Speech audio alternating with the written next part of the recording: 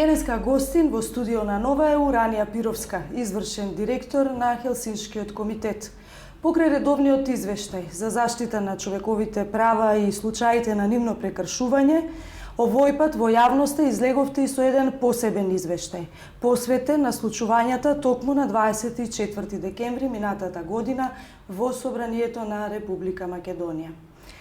Значи, главните забелешки на што се однесуваат, каде е прекршен уставот, декларациите за човекови права и така. Во ред, значи Хелсиншкиот комитет на тој ден, на 24.12.2012 година, освен што ги следеше случувањата надвор од Собранието, значи на протестите, и каде што исто така констатираше повреди, имено употреба на несразмерна физичка сила на двајца граѓани, зашто поседуваме и доказен материјал. Исто така, јас со уште двајца мои соработници успеав да влезам накратко во Собранието на Република Македонија. Секако не ми беше возможено да влезам во самата сала, меѓутоа присуствував на сцените кога ги изнесуваа повредените пратеници. Извештајот, посебниот извештај содржи видеоматеријали, врз основа на кои што ние понатаму ги изведовме и нашите заклучоци, а понатаму и нашите препораки. Интенција на овој извештај да ги даде насоките врз основа на кои што треба да се води понатаму независната истрага која што ние ја бараме во посебниот извештај заради целосно расветлување на случајот. Имено, ние констатираме повреди во Уставот, повреди во Законот за работа на Собранието и Деловникот. Одредбите од Деловникот многу јасно укажуваат на тоа кој е одговорен и кој може да даде наредба доколку станува збор за неред, односно доколку е потребно се преземат мерки за одржување на редот во Собранието. Една од забелешките е дека тие лица кои што воспоставуваа ред, да речем, се уште не се знае точно од која служба се. Ние го поставуваме прашањето за тоа кои се тие лица, бидејќи беше очигледно дека тоа не се припадници на службата за безбедност на Собранието.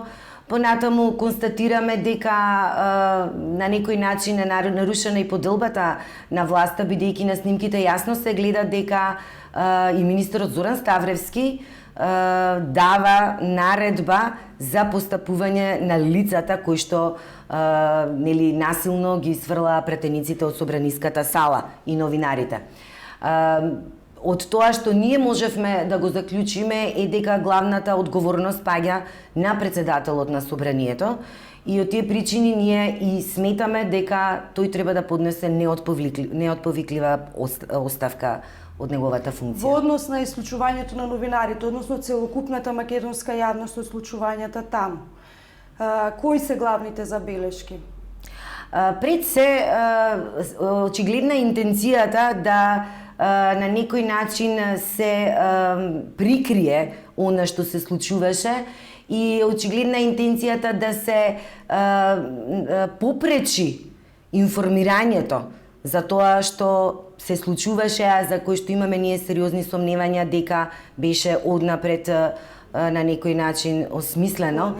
Со тоа уште еднаш се потврди дека во Република Македонија слободата на информирање е навистина доведена под знак прашање, зашто говори фактот дека постои во моментот тотален мрак кога станува збор за медиумите.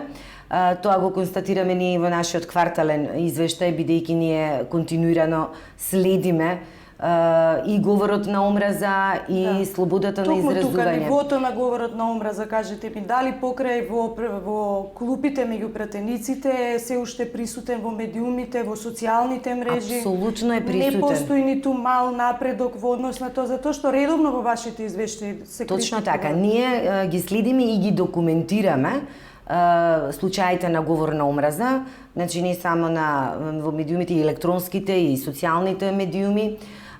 При тоа, она што особено загрижува дека секогаш цел на тие говори на омраза се луѓето кои што се на некој начин маргинализирани во нашето општество. Тука би ја спомнала ЛГБТ заедницата.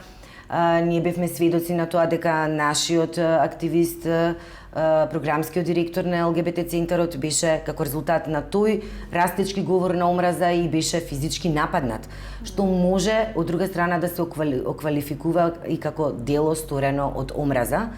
Јас не знам каде е дали дното. јавните личности кога на социјалните мрежи шират говор на омраза е поголемо прекршување отколку тоа да го направи нели обичен граѓанин. Апсолутно. Ние постојано кажуваме на тоа дека треба да постои етика, особено кога станува збор за јавните личности кои што би требало, нели, во една нормална држава да шират идеи на толеранција, хуманост и разбирање.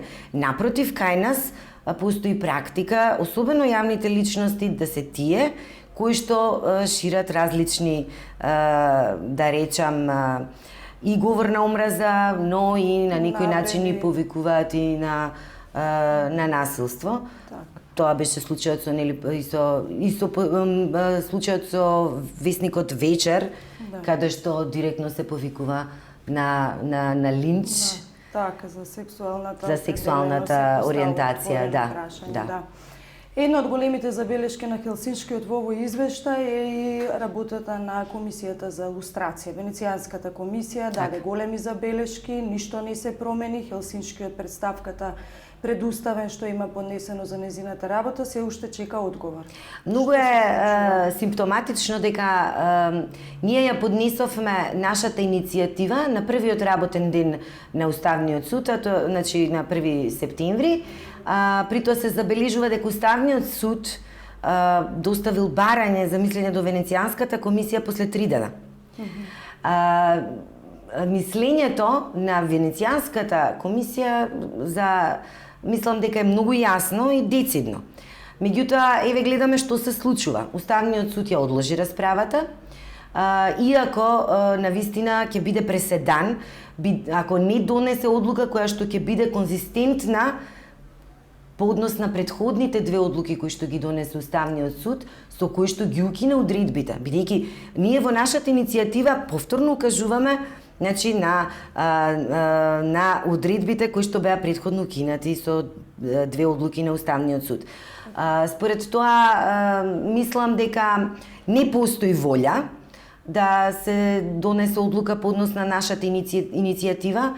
Уставниот суд го доби мислењето на Венецијанската комисија, гледаме дека комисијата си продолжува да си работи, иако ние во нашата иницијатива баравме и времена мерка, односно времено додека не одлучи Уставниот суд, комисијата да не постапува, меѓутоа по тоа наше барање не беше постапено. За крај само да ве прашам, од 1 до 5 оценка на човековите права, на почитувањето на човековите права во оваа држава? Јас веќе ја дадов својата оценка, оценката е 1. Не можам да кажам, нели, повеќе, мислам дека тоа што го кажав говори се за тоа каква е состојбата со човековите права во Република Македонија. Ви благодарам за гостувањето.